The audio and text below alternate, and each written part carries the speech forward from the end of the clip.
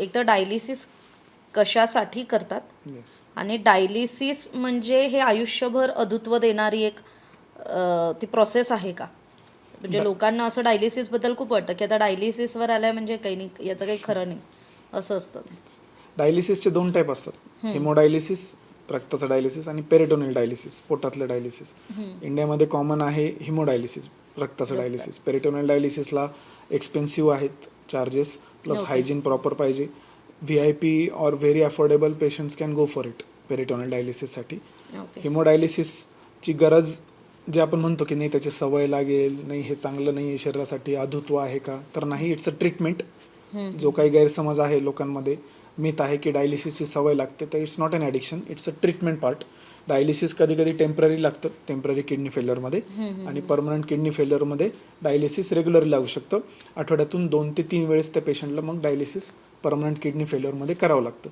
8 to 12 hours हे आपल्याला generally केडिगो गाईडलाईननुसार, आमच्या वर्ल्ड वाईड ज्या गाईडलाईन आहेत किडनी डिसीजच्या, त्याच्यानुसार 8 to 12 hours डायलिसिस हे मिनिमम रिक्वायरमेंट आहे, की ज्यामुळे आपल्याला कॉम्प्लिकेशन्स कमी करता येतात. पॅरामीटर्स जे आहेत बॉडीचे ते आपल्याला एक प्रॉपर लेवलमध्ये ठेवता येतात, ॲडिक्वेट लेवलमध्ये ठेवता येतात.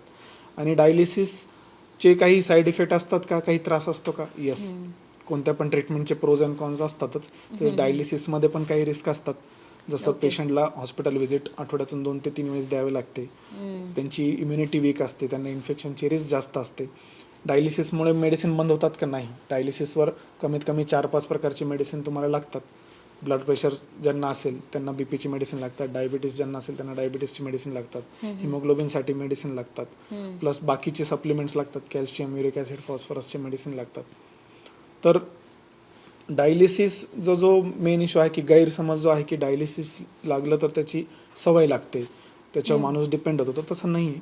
परमनंट किडनी फेल्युअरमध्ये ऑन अन ॲव्हरेज इंडियामध्ये लाईफ एक्सपेक्टन्सी डायलिसिसवर 5 to 7 years आहे मिनिमम, जी की ट्रान्सप्लांटमुळे आपण वी कॅन एक्सटेंड. ट्रान्सप्लांटमुळे ॲटलिस्ट 10-15 years, 20 years तो माणूस, ती व्यक्ती जगू शकते.